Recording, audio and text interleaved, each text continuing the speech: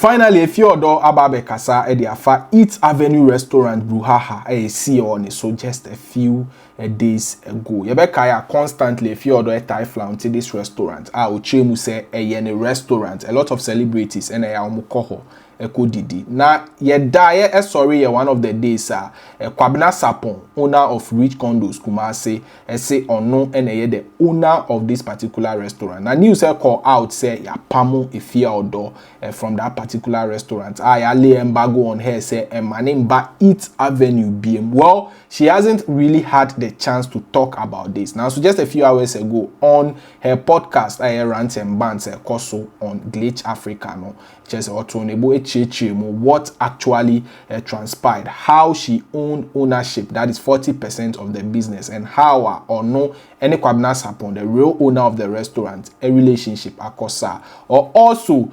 why and Crawford speculate say on a papa trim papa and a boyfriend and co. Just say Otonebo breaking down the whole story to the understanding of a lot of people. Send okasa in same muno. Am I a lot of people say okasa ye. So therefore omo I reinstate the love that they had for her back. Adolfo, without wasting much time, all credit to Glitch Africa. Momenko tie die Efia Odo ekaye any explanation on the buy Vimbas TV so and I'm we bar. Yeah. So we want to understand. I didn't talk to you about this because I wanted to hear everything here fresh. I want to discover everything. So can you take us through the whole process of Eat Avenue and how it ended up here? Okay. So first of all, I want to start from like the beginning, how I met my business partner. I'm sure you guys already know who he is by now. So we met I first came to Ghana around 2015. So we met like maybe a year or two after, let's say 2017 or 16, around there. We met through a mutual friend, this young girl. So we all became like friends. Like I even saw him to be like someone, like an uncle, or like he was like a father figure to me. So I always call him uncle. Anybody who asks me who he is, oh, that's my uncle. And he was into real estate. When I first met him, he had done his project in Spintex. It's like an apartment and it has like it had like a small restaurant, kitchen kind of thing there. And me, I cook very well. Anybody who knows me, I cook for 10 friends. So like I cook very well. And then we always talked about like doing business together. He's someone, when you're around him, he wants you to like grow. He's very supportive. And he saw like how hardworking of a person that I am. Like I've never been a dependent kind of person. So he brought this restaurant idea because of the restaurant in his apartment complex thing. And then me, I cook. I'm like, oh yeah, I think that's a good idea. Like, yeah. But he didn't think I was ready that time because that time I was very young. I was still like trying to figure out myself within the industry. But the idea always came about. If your restaurant's on my end, then I'm doing my music. Then you see me doing this. Then you see me doing that. So it was just this year that he was like, Efia, I'm really serious about this restaurant thing. Like, if you do it, like, we'll make a lot of money. Because he owns hotels, he owns apartments. He knows how lucrative the food industry is. So he sat me down. He's like, are you sure you want us to do this? Like, are you ready? From like, oh, I'm ready. Like, I want to do it. And one thing about me, anything that I do, that I put my energy to, like I put my mind to, like I go full throttle for it, like 100%. I put 100% in everything that I do. So that's when we started the whole Eat. At first we were trying to find a name. We got the name. We went to register it. Percentages. So it's not like Eat Avenue. It wasn't mine. It was a partnership. I co-owned it. And I think one thing that kind of messed me up, fucked me over, was that when I went on UTV, I had the opportunity to really explain in details Eat Avenue, the ownership. But you know, sometimes too, like when the cameras are on you, when you're in the moments of things, like you might over exaggerate truths. And that's what I did. That was my first fuck up. Because people were like attacking me, calling me a manager of the restaurant. I don't even own the restaurant. Sister Efia, the whole Sister Efia issue, she came online dissing me about the restaurant. So like, I felt like she was attacking my ego. Like, you know, I was like, this girl, you don't know what you're talking about. Like, I'm not no fucking manager. Like, a bad bitch like me, I cannot be no manager. Like, I've come too far in the industry in my life to just be, even though being a manager of a company, there's nothing wrong with it. But I knew I was more than that. So my first mistake was going on UTV and saying that I'm the owner. I should have said, oh, I'm a co-owner. I have shares in the restaurant. The reason why people might think I'm a manager is because, yes, they see me there every day.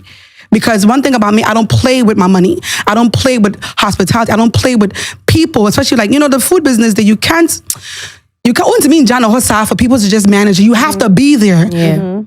So I was staying at the apartment. So the restaurant was on top of Mrs. Apon's apartment complex. So he even said it's a good idea for me to even stay there so that my eye can go on the workers, on the food, how things go, going to the markets. I was going to the market with my assistants. Like, I was that involved in it where people thought I was a manager because they saw me there every day. I mean, if something is mine, I'm going to promote it all the time. That's going to be, if I wake up in the morning, I'm thinking about how to promote Eats Avenue, how to get it to the people. That's why within 5 months, the whole of Ghana knows Eats Avenue because of how well I marketed it. So it's not like Eats Avenue didn't belong to me. I co-owned it. I have shares in it. I also managed the place. Like I managed, I was in the kitchen. I was tasting the food. I was making sure that things are coming out right. Speaking to customers, doing what I had to do as a business owner and as a, let's say, I guess a manager of the place, because like I said, it's a business that I've put my name on. I've attached myself to it. So, behind the scenes, there was a lot of disturbances going on. People now started rumors because they saw my car every day at the apartment complex. They started creating stories that the man and I are dating, that we're in a relationship, that's just a lot. And that's the messed up thing about it, because someone is someone that I respect so much, and like he's really put me on a pedestal, like on a level, like he's opened my eyes to the business aspect. Even me as a woman, he made me see it like Efia, you have words, like you have worth. Like he made me feel like a woman of substance, because like he puts a lot of energy into people that he's around. Anybody who's around you, he puts energy into you. So I didn't like the idea that people were now saying that we're dating. It was even ruining some of the relationships that I was getting myself into. I'll be talking to a guy, things will get awkward. He starts to come up acting funny. Why? Oh, he starts to question me even about my car.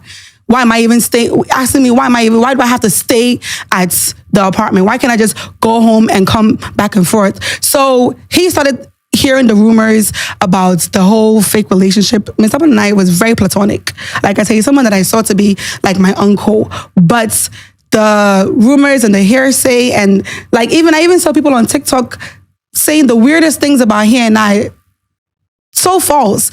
So those were some factors that ended up to where we are now, where I had to take myself out of the equation physically with Eats Avenue and say that I'm no longer affiliated, because it was just too much going on. It hurts me that no one sees my hard work. I put so much energy into this thing for it to now be like, oh, Papa need do me.